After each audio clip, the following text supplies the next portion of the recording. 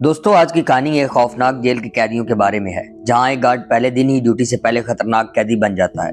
तो time waste किए बिना चलते हैं कहानी की तरफ। इस कहानी के आगाज में हम एक जॉन नामी शख्स को देखते हैं, जो दो गार्ड्स के साथ जेल को विजिट कर रहा होता है। दरअसल जॉन भी इस जेल का गार्ड ही होता है। वो अपनी ज्वाइनिंग से एक दिन पहले जेल में आ जाता है ताकि वो अच्छे से इंप्रेशन दे सके। जॉन बोर हो रहा होता है तो इस जेल के गार्ड्स इसे जेल का विजिट करवाते हैं और जेल के नियम के बारे में भी बताते हैं। गार्ड इसे वो हथियार भी दिखाते हैं जिसे कैदी बिना किसी मशीन के बनाते हैं। जॉन इनसे पूछता है कि कैदी ऐसे हथियार बनाने के लिए सामान कहाँ से लेते हैं। तो गार्ड जॉन को बताता है कि जब कैदियों की फैमिली वाले मिलने आते हैं तो ऐसे सामान को साथ लाते हैं। ये तीनों एक जगह खड़े होते हैं तो अचानक ऊपर से जाल टूटता है, जिससे एक पत्थर सीधा जॉन के सर में लगता है और वो जख्मी हो जाता है। दूसरी तरफ हम एक खतरनाक कैदी को देखते हैं जिसे गार्ड सलाखों के साथ लॉक कर रहा होता है, मगर इस कैदी के मुंह में एक छोटी सी पिन होती है। इस कैदी को जैसे ही मौका मिलता है वो हथकड़ी खोलकर गार्ड पर हमला कर देता है। दूसरी तरफ हम जॉन को देखते हैं जो जख्मी हालत में बेहोश पड़ा है और गाड़ी से सेल नंबर 211 में लाता है, जो खाली होता है। इसी दौरान पीछे से दूसरा गार्ड आता है और इसे कहता है कि हमें फौरन यहाँ से निकलना होगा, क्योंकि कैदियों ने पूरी जेल में हल्ला बोल दिया और वो तोड़ फोड़ कर रहे हैं। ये दोनों गार्ड्स जॉन को यहाँ छोड़कर खुद चले जाते हैं। कैदी पूरी जेल में तोड़ फोड़ करते हैं। सिक्योरिटी वाले इन्हें रोकने में कामयाब नहीं रहते। सिक्योरिटी इंचार्ज कहता है कि हमें इन कैदियों के बॉस माल मात्रे से बातचीत करनी होगी, क्योंकि मुझे यकीन है इस सब के पीछे उसी का हाथ है। इसके बाद हम सेल 211 में जहां जॉन होता है वहां एक कैदी को देखते हैं। ये कैदी से उठाता है और पूछता है कि तुम कहां से आए हो। जॉन को कुछ समझ नहीं आ रहा होता कि वो क्या बोले, इसलिए वो खामोश रहता है। ये आदमी जॉन को सेल में अकेला छोड़कर बाहर चला जाता है। ये आदमी माल मात्रे का खास आदमी होता है और ये अपने दूसरे दोस्त को सेल 211 के बारे में बताता है कि वहाँ कुछ खास है, लेकिन जॉन इससे पहले अपनी पहचान को छुपा देता है ताकि कैदियों को पता न चले कि वो एक गार्ड है। दूसरी तरफ बदलता है और हम कुछ कैदियों को जॉन के सेल में एंटर होते देखते हैं और ये जॉन को अपने साथ लेकर जा रहे होते हैं। तो इसी वक्त सीसीटीवी में सिक्योरिटी वाले जॉन को देख लेते हैं। कैदी एक एक करके सब कैमरे तबाह कर रहे होते हैं। इस पे सिक्योरिटी इंचार्ज कहता है कि हमें अंदर जाना होगा, मगर चीफ इस पे राजी नहीं होता और कहता है कि हमें स्पेशल फोर्स के आने का इंतजार करना होगा। जॉन को वहां ले जाया जाता है जहां इन सब कैदियों का बॉस माल मात्रे होता है। माल मात्रे इसकी तरफ सिगरेट का पैकेट फेंकता है और इससे पूछता है कि तुम कहां से आए हो। इस पे जॉन कहता है कि मैं सेल 211 से आया हूँ। माल मात्रे जवाब में कहता है कि वो सेल तो इससे पहले खाली था। ये सुनकर जॉन इसे बताता है कि आज से खाली नहीं है। ये सुनकर माल मात्रे को लगता है कि जॉन एक कैदी ही है। वो जॉन के सर पे लगी चोट के बारे में पूछता है तो जॉन बताता है कि उसे गार्ड्स ने मारा है। माल मात्रे मजीद इससे पूछता है कि तुम जेल में क्यों हो। इसमें जॉन कहता है कि मैंने किसी को मारा है, इसलिए मैं यहाँ हूँ। ये सुनकर माल मात्रे कहता है कि तुम हथियारे नहीं लगते, इसलिए ये मानना मुश्किल है कि तुमने खून किया हो। जॉन माल मात्रे से कहता है कि तुम्हें क्यों नहीं लगता। आगे से माल मात्रे जवाब देता है कि तुम एक मक्खी भी नहीं मार सकते। इस पे जॉन बोलता है कि इसका मतलब है कि तुम यहाँ मक्खियां मारते हो। सब कैदी ये सुनकर हैरान हो जाते हैं। माल मात्रे ये सुनकर इसका मजाक उड़ाता है और कहता है कि अपने कपड़े उतारो। जॉन कहता है कि मैं ऐसा क्यों करूं। तो जॉन माल मात्रे से कहता है कि मैं यहाँ का बॉस हूँ और तुम्हें ऐसा करना ही पड़ेगा। जॉन जब कपड़े उतारता है तो सब इस पे हंसते हैं और इसकी बॉडी की तारीफ भी करते हैं। इसके बाद माल मात्रे सबसे कहता है कि काम पे लग जाओ। सब कैदी ऊपर वाले फ्लोर में तोड़ फोड़ कर रहे होते हैं तो जॉन भी यहीं आ जाता है और इनसे बोलता है कि तुम्हें कम से कम एक कैमरा छोड़ देना चाहिए, ताकि जब हम इनसे बातचीत करें तो वो हमें देख सके। तब तक तुम इस कैमरे को ढांप सकते हो। जॉन एक कपड़े से बचे हुए कैमरे को ढांप देता है, क्योंकि वो यहाँ बुरी तरह फंस चुका है और यहाँ से निकलने के लिए आइडिया सोच रहा है। सिक्योरिटी रूम में सब गार्ड इसे देख लेते हैं और इन्हें इस बात का इल्म हो जाता है कि जॉन कैदी बनकर अंदर एक गार्ड का काम कर रहा है। जॉन माल मात्रे के करीब हो रहा होता है। माल मात्रे जॉन को एक जगह लाता है जहाँ एक गार्ड को बांधा होता है। वो जॉन से कहता है कि इस कमीने ने ही तुम्हारे सर पर मारा होगा। इस पे जॉन बताता है कि नहीं, ये वो नहीं है। माल मात्रे गार्ड से कहता है कि आज तुम्हारा लकी दिन है, मगर माल मात्रे इस गार्ड को अपने आदमी के साथ छोड़ देता है। इसका हाल इस गार्ड ने बहुत बुरा किया होता है और खुद जॉन को लेकर यहाँ से चला जाता है। जेल के बाहर हम स्वाट टीम को देखते हैं जो जेल के अंदर आने की तैयारी कर रही होती है। सिक्योरिटी इंचार्ज और चीफ परेशान होते हैं कि इस बात का टीवी वालों को कैसे पता चला। इस पे सिक्योरिटी इंचार्ज कहता है कि कुछ बेवकूफ ऐसे भी होते हैं जो अपनी फैमिली को हर बात बताते हैं। इसके बाद सीन बदलता है और हमें जेल के अंदर सेल नंबर 4 में सबसे खतरनाक कैदियों को दिखाया जाता है। इनमें एक का नाम जॉन अर्तिगिया है, जिसे 7 लोगों को मारने के जुर्म में 120 साल की सजा होती है। एक का नाम एलोजीरा है जो एक प्रोफेसर होता है और इसे 112 साल की सजा होती है। और एक का नाम एसीर होता है जिसे ड्रग्स केस में 8 साल की सजा होती है। इस तरह के और भी खतरनाक कैदी इस जेल में होते हैं। इन खतरनाक कैदियों के सेल में माल मात्रे के आदमी आते हैं और इनको वहां ले जाते हैं जहां बाकी सब कैदी होते हैं। माल मात्रे कैमरे से कपड़ा उठाता है और सिक्योरिटी वालों को अपनी ताकत दिखाता है। सिक्योरिटी रूम में गवर्नमेंट की तरफ से अलमानसा नामी आदमी आता है जो चीफ को बताता है कि मुझे इन कैदियों से बातचीत करने के लिए भेजा गया है। अलमानसा को पता चलता है कि माल मात्रे 2 गार्ड्स के साथ 3 खतरनाक कैदियों को भी बंदी बनाया हुआ है, जिससे इसका पलड़ा भारी है। अलमानसा एक मीटिंग बुलाता है और कहता है कि हमें इस बारे पता करना होगा आखिर ये सब क्यों और कैसे शुरू हुआ। चीफ कहता है कि हमें इससे पहले इस बात को यकीनी बनाना होगा कि ये बात मजीद बाहर ना निकले। जेल के अंदर माल मात्रे जॉन और अपने एक आदमी के साथ जॉन से अपनी डिमांड्स लिखवा रहा होता है। माल मात्रे जॉन की लिखाई की तारीफ करता है और अपने आदमी से कहता है इसकी लिखाई तो मेरे वकील से भी अच्छी है। माल मात्रे जॉन से मजीद कहता है कि तुम्हें बैंक की नौकरी करनी चाहिए थी। जॉन बोलता है कि मैंने स्टडी पोस्ट ऑफिस की नौकरी के लिए की थी, मगर अब यहाँ हूँ। अलमांसा जेल के अंदर कैदियों से बात करता है कि हमें बातचीत करनी चाहिए क्योंकि मुझे तुम्हारी डिमांड सुनने के लिए भेजा गया है। कैदी अलमांसा से कहते हैं कि तुम 15 मिनट के अंदर बातचीत करने के लिए अंदर आ सकते हो क्योंकि डिमांड्स आमने सामने बताई जाएंगी। सीन बदलता है और हम सिक्योरिटी गार्ड्स को सीसीटीवी में कैदियों को पोजीशन चेक करते देखते हैं। अपाची और माल मात्रे के दूसरे खास आदमी सेल 225 के आगे खड़े होते हैं जहां इस जेल के खतरनाक कैदियों को बंदी बनाकर रखा गया होता है।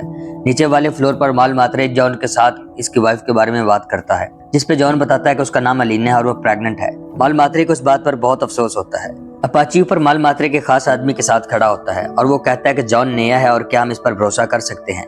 अपाची कहता है जब भी कोई नया आदमी आता है हम इस पे नजर रखते हैं, इसलिए माल मात्रे को उसे अपने साथ रखने के बजाय उस पे नजर रखनी चाहिए।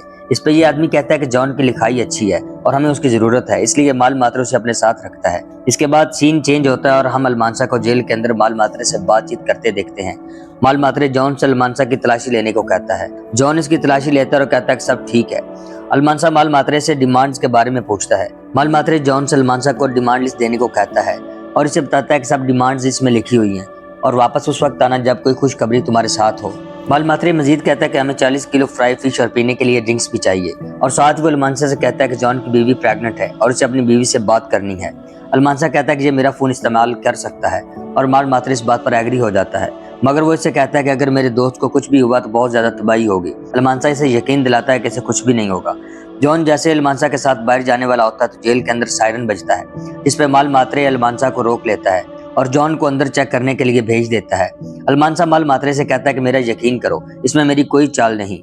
जॉन को अंदर जाने पे पता चलता है कि एल्विस ने डेविड को मार दिया है। सिक्योरिटी वाले कैमरों में ये सीन देख रहे होते हैं। इस पे जॉन कहता है कि उसे जल्दी से अंदर ले जाओ और इन्हें देखने मत दो। ये सब देखकर सवात टीम अंदर आने की तैयारी करती है, लेकिन माल मात्रे के लोग जेल के खतरनाक कैदियों को बंदी बनाकर इन्हें कैमरे के सामने खड़ा कर देते हैं। ये देखकर स्वाट टीम वापस हट जाती है और ये सब खुश हो जाते हैं और माल मात्रे की जय जय करते हैं। दूसरी तरफ टीवी में जेल के हालात के बारे में बताया जाता है और जॉन की बीवी अलीना भी ये खबर सुन लेती है। सिक्योरिटी इंचार्ज एक कैदी को पूछगुछ के दरमियान टॉर्चर कर रहा होता है तो ऊपर से एक गार्ड आता है और वो इसे रोकने की कोशिश करता है, मगर वो इसकी बात नहीं मानता। टॉर्चर करने पे कैदी बताता है कि बोरिगो ने माल मात्रे को सब बताया था। सिक्योरिटी गार्ड कहता है कि मैं ये रिपोर्ट ऊपर तक ले जाऊंगा। इस पे इंचार्ज कहता है कि तुमने मुझे रोका क्यों नहीं। गार्ड बोलता है कि मैंने तुम्हें रोकने की कोशिश की मगर तुमने मेरी बात नहीं मानी। इतने में एक और गार्ड आता है और वो उस गार्ड से कहता है कि तुम्हारे लिए फोन है।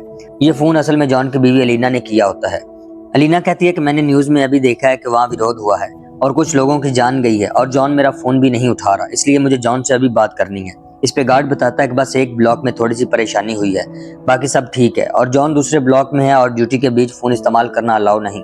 जब जॉन फ्री होगा तो वो आपसे बात कर लेगा। इसके बाद गार्ड फोन रख देता है। माल मात्रे सी फूड लेकर प्रोफेसर के पास आता है और कहता है कि ये तुम्हारे लिए है, मगर प्रोफेसर खाने को नीचे गिरा देता और कहता है कि जिन लोगों ने ये भेजा है तुम उनके साथ ही खाओ क्योंकि वो हमारे दुश्मन हैं। माल मात्रे इनसे बोलता है कि बेशक जेल में तुम ही सबसे बड़े अपराधी हो, मगर मुझे तुम्हें मारने में जरा वक्त नहीं लगेगा। इस पे प्रोफेसर कहता है कि अगर तुमने हमें मारा तो अपनी फैमिली को गुड बाय बोल देना। ये सुनकर माल मात्रे प्रोफेसर से शांत रहने को कहता है और उसका साथ देने को कहता है। जेल के सब कैदी सी फूड का मजा ले रहे होते हैं और माल मात्रे इन्हें कहानी सुना रहा होता है।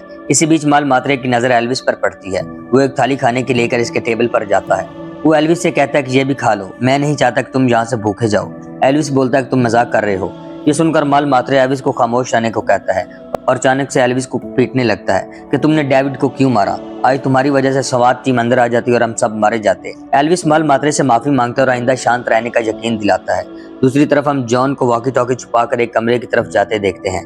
हाल में सब कैदी टीवी पर न्यूज देख रहे होते हैं।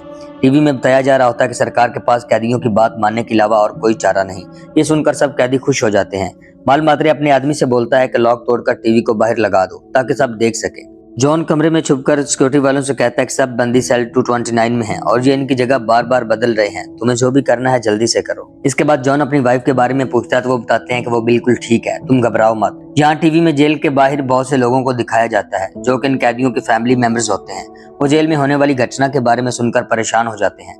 माल मात्रे अपने आदमी से वॉकी टॉकी के बारे में पूछता है तो वो ढूंढने जाता है तो उसे नहीं मिलता। इतने में जॉन कमरे से निकलता है और माल मात्रे को वॉकी टॉकी देता है और कहता है कि इसे संभाल कर रखो, तुम इसे टेबल पर भूल गए थे। लेकिन अपाची ऊपर से जॉन को कमरे से निकलते हुए देख लेता है। जॉन की बीवी भी जेल के बाहर इसी भीड़ में होती है। वो गार्ड से कहती है कि मुझे जॉन से मिलना है, वो यहाँ काम करता है। यहाँ बाकी लोग भी अपने रिश्तेदारों से मिलने के लिए शोर डालते हैं, लेकिन सिक्योरिटी वाले इन्हें रोके रखते हैं। लेकिन इसी बीच स्वाट टीम इन्हें यहाँ से निकालने के लिए आ जाती है। स्वाट टीम इन पर लाठियां बरसाती है। जॉन टीवी में अपनी बीवी को देखकर परेशान हो जाता है। वो माल मात्रे से बोलता है कि लीना बाहर है, मुझे वॉकी चाहिए क्योंकि मैं इनसे बात करना चाहता हूँ। जॉन अलमांसा को बताता है कि लीना बाहर है। ये सुनकर अलमांसा एक ऑफिसर से कहता है कि फौरन से दंगे को बंद करना होगा क्योंकि जॉन की वाइफ भीड़ में है। जेल के अंदर टीवी के सिग्नल चले जाते हैं जिससे सब कैदी परेशान हो जाते हैं, जबकि बाहर भीड़ में लाठीचार्ज के दौरान सिक्योरिटी इंचार्ज जॉन की बीवी लीना पर लाठियां बरसाता है, जिससे वो गिर जाती है, यहाँ तक कि वह बेहोश हो जाती है और इसे फौरन अस्पताल पहुंचाया जाता है। माल मात्रे अलमांसा से टीवी के सिग्नल बंद होने की वजह पूछता है तो वो बताता है कि लोगों ने हंगामे के दौरान टीवी के एंटीना पर पेट्रोल फेंक दिया था, जिससे वो खराब हो गया और हम उसे जल्दी ही ठीक कर देंगे। इसके साथ माल मात्रे अलमांसा से घायल हुए लोगों की लिस्ट भेजने को कहता है और जॉन की बीवी के बारे में भी पूछता है कि वो कैसी है। अलमांसा कहता है वो ठीक है क्योंकि हमने उसे वक्त पर अस्पताल पहुंचा दिया था। ये सुनकर माल मात्रे बोलता है कि तुम ये खबर खुद जॉन को बताओ। वो जॉन को वॉकी टॉकी थमा देता है। जॉन कहता है कि मैं अपनी बीवी से बात करना चाहता हूँ।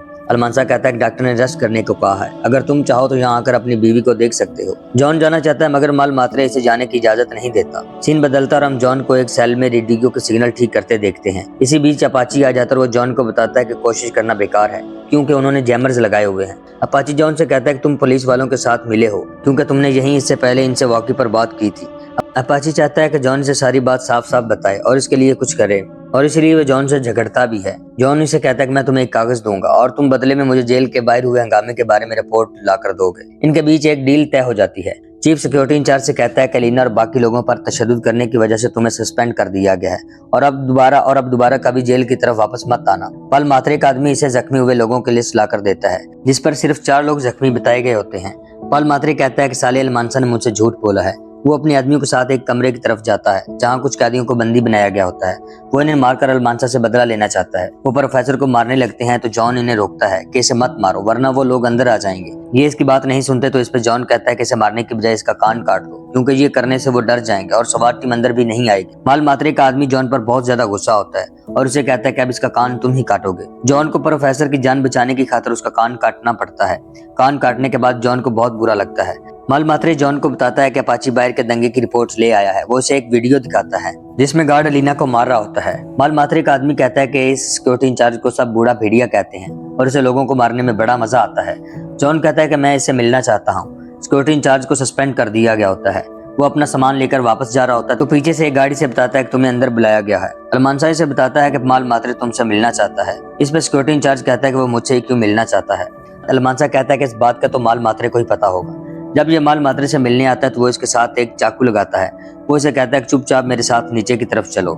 ये देखकर सिक्योरिटी वालों में परेशानी बन जाती है और वो घबरा जाते हैं। अलमांसा चीफ से स्वाट टीम को अंदर भेजने का कहता है मगर चीफ बोलता है कि मैं फिलहाल इस चीज की इजाजत नहीं दे सकता। दूसरी तरफ हम माल मात्रे के साथ गार्ड को जाते देखते हैं। माल मात्रे गार्ड से बोलता है कि जिन लोगों को तुमने मारा था उनमें से एक जॉन की बीवी थी। ये गार्ड इनसे कहता है कि वो बस एक एक्सीडेंट था, उसे भूल जाओ। जॉन उसके सामने एक वीडियो चलाकर उसे मारने लगता है मगर माल मात्रे जॉन से कूल रहने को कहता है कि तुम अपनी बीवी को फोन करो, अगर तुम्हारी से बात ना हुई तो तुम इसे मार देना। जॉन वॉकी पर गार्ड से अपनी बीवी के साथ बात करने को कहता है जिस पे जॉन को पता चलता है कि इसकी बीवी नहीं रही। ये सुनकर जॉन बहुत ज्यादा रोता है। माल मात्रे इसे अपने गले से लगा लेता और अपने आदमियों को इस गार्ड को मारने का इशारा करता है। इशारा देकर सब इस पर टूट पड़ते हैं। मार खाते हुए वो बोल पड़ता है कि जॉन भी मेरी तरह एक गार्ड है और ये तुम सबको बेवकूफ बना रहा है। वो जॉन से कहता है कि तुम इन सबको अपनी असलियत क्यों नहीं बताते। जॉन एकदम से उसकी तरफ बढ़ता और उसका गला काट देता है। जॉन अपनी बीवी को तो खो चुका है और अब उसने एक कत्ल भी किया होता है। वो खुद से बहुत ज्यादा शर्मिंदा होता है। वो खुदकुशी करने का फैसला करता है मगर वो उसमें भी नाकाम रहता है। माल मात्रे का आदमी से कहता है कि जॉन अगर एक पुलिस वाला हुआ तो क्या बनेगा।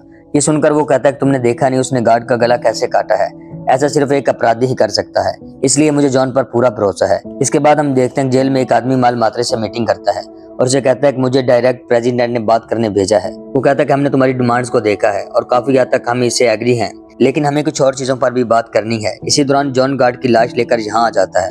वो कहता है कि इस गार्ड को मैंने मारा है और इसकी जिम्मेदारी मैं लेता हूँ। जॉन जज्बात में आकर एक भाषण देता है कि ये लोग हमें कीड़े मकोड़े समझते हैं और ये हमें बातचीत करके कुछ भी नहीं दे सकते। जॉन कहता है कि बस अब एक ही डील है और वो ये कि तुम टीवी पर इस बात का इकरार करोगे कि हम विरोध को खत्म कर रहे हैं और सब कैदियों की बात पूरी होगी। ये आदमी आगे से कहता है कि अगर हम बातचीत करें तो कुछ हो सकता है। इस पे माल मात्रे बोलता है कि अब कोई भी बातचीत नहीं होगी और हम सब जॉन के साथ हैं। इसके बाद हम माल मात्रे को जॉन पे गुस्सा करते देखते हैं। वो इसे कहता है कि तुमने अकेले ही हीरो बनने की कोशिश क्यों की और मैंने तुमसे कहा भी था कि जो मैं फैसला करूं उसमें टांग मत अड़ाना। जॉन इस पे माल मात्रे से कहता है कि तुमने बाहर सबके सामने मेरा साथ देने को कहा था, क्या तुम अपना वादा तोड़ दोगे? ये सुनकर वो कहता है कि माल मात्रे अपना वादा कभी नहीं तोड़ता। इसके बाद हम माल मात्रे को अलमांसा से बात करते देखते हैं। वो उसे जॉन के बारे में बताता है और एक फाइल दिखाता है जिसमें जॉन की सारी सच्चाई होती है। मगर माल मात्रे कहता है कि ये तुम लोगों की एक साजिश भी तो हो सकती है। मैं आखिर इन कागज के टुकड़ों पर कैसे यकीन करूं?